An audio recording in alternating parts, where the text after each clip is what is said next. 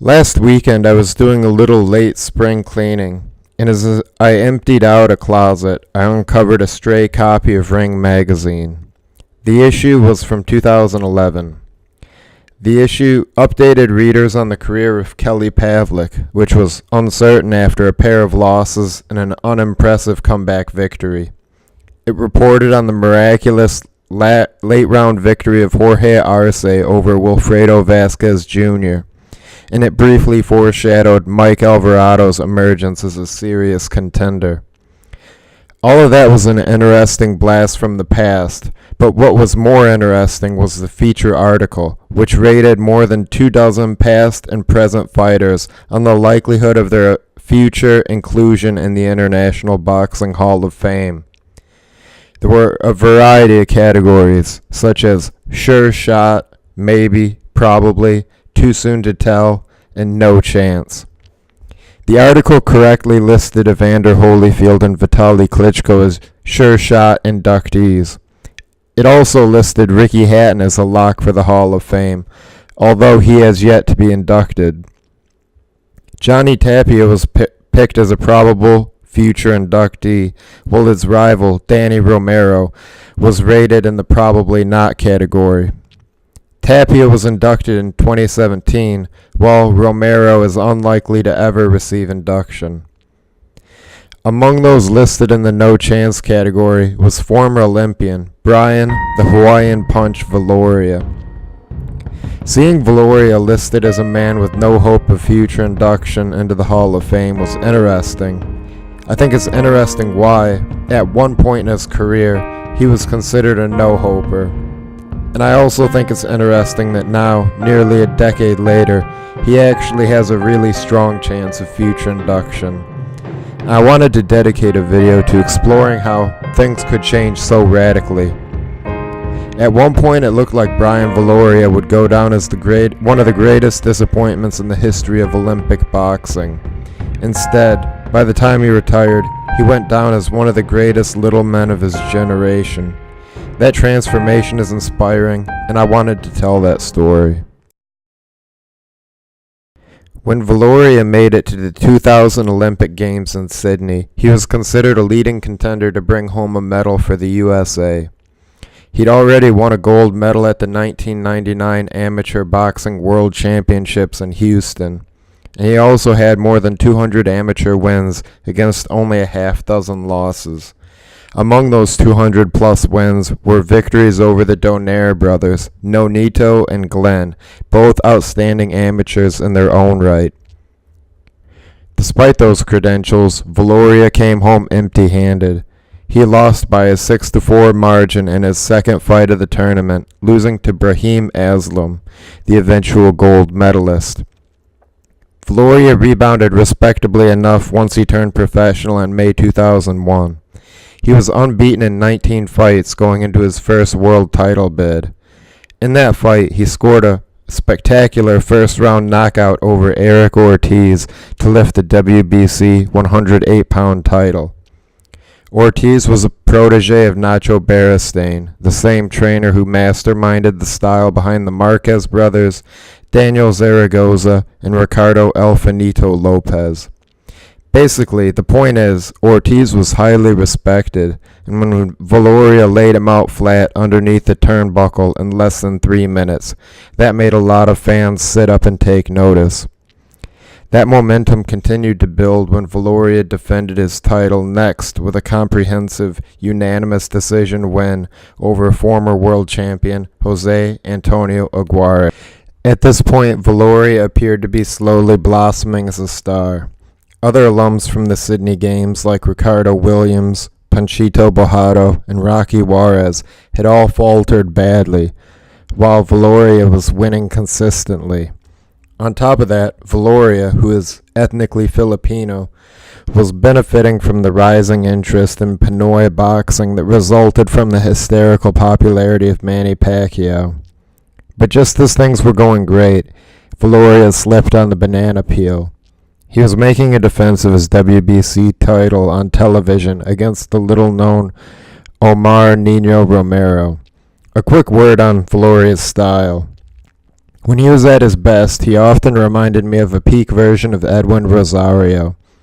By that I mean he was a natural counterpuncher who fought with his hands held high.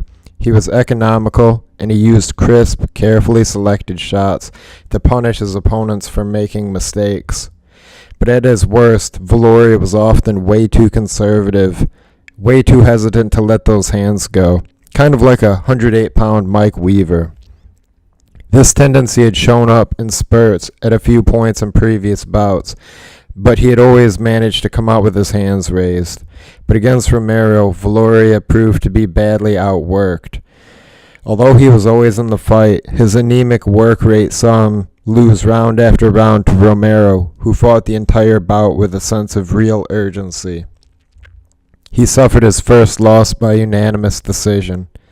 3 months later, Viloria and Romero had a rematch, and this time the bout ended in a draw, which was ultimately overturned to a no contest when Romero tested positive for methamphetamine.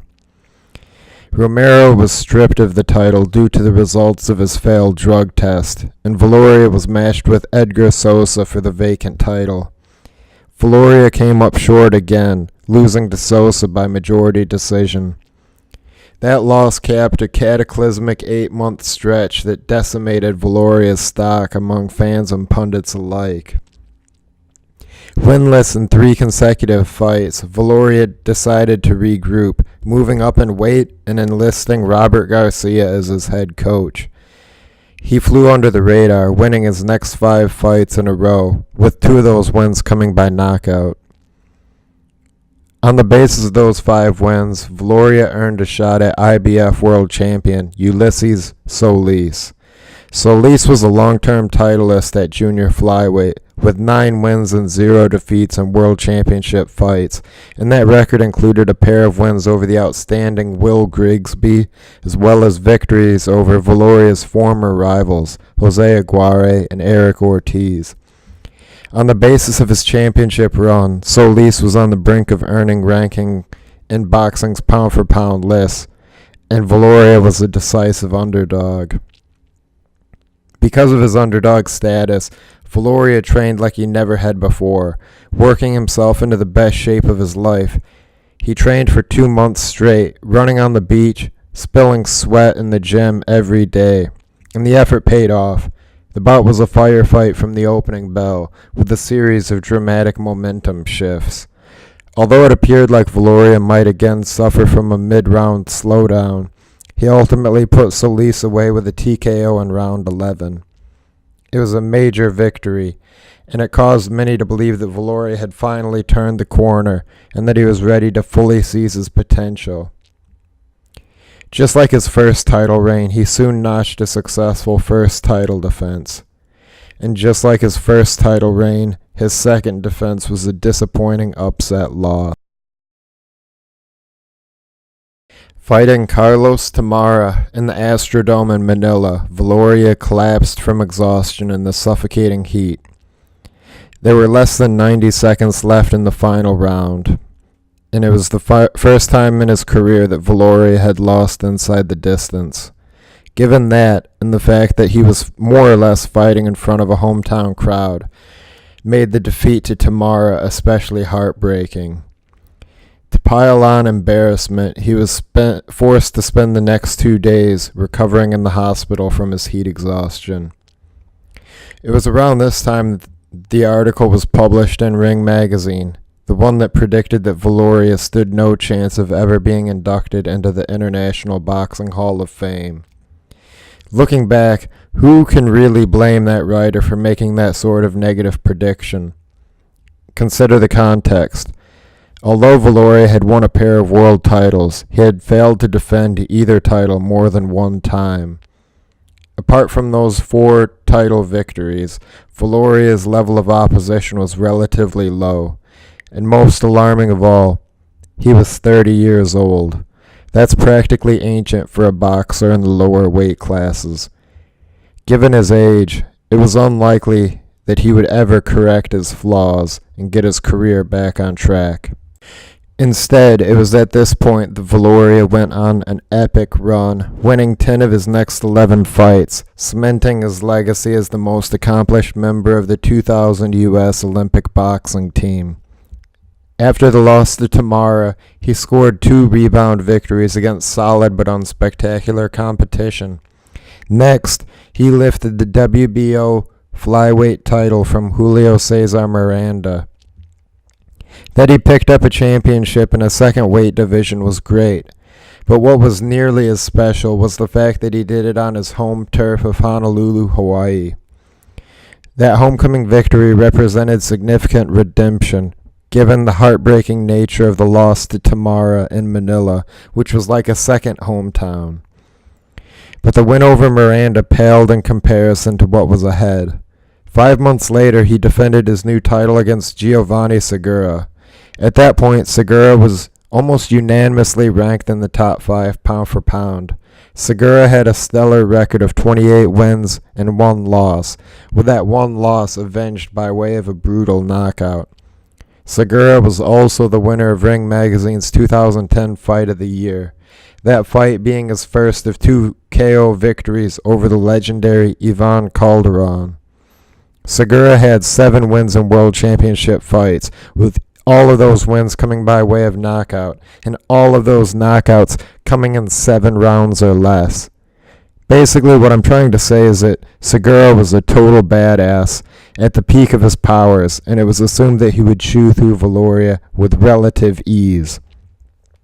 Instead, Viloria turned in by far the best performance of his career. Galvanized by the magnitude of the challenge, he fought with a level of focus he had never shown, not even in the previous victory over Solis. He utilized his speed, ring IQ, and counterpunching to completely outmaneuver Segura. The fight was mercifully stopped in round 8, with Segura sporting a massive hematoma on the side of his face. Although Segura had figured to be one of the biggest tests of Viloria's career, in practice, it was actually one of Viloria's easiest fights. With his confidence now sky high, Viloria continued to add to his legacy. Next, he engaged in a trilogy fight with his long-term nemesis, Omar Nino Romero. This time he got things right, disposing of his most bitter rival in the 9th round by way of knockout. And he followed that victory by adding the WBA title to his collection, knocking out Hernan Pequeño Tyson Marquez in a Fight of the Year contender. It was amazing to consider how far Viloria had managed to go after 2 major downturns in his career. During that first rough patch, he saw his stock go into free fall after going winless in 3 fights. He also had to deal with the revelation of an opponent's failed drug test, and that's quite a bit to deal with. Then, against Tamara, he had to deal with the fact that he lost his title due to exhaustion on his home turf against an unknown opponent in what should have basically been a showcase fight. It would have been easy for him to listen to the criticism coming from the fans and media and to take it to heart.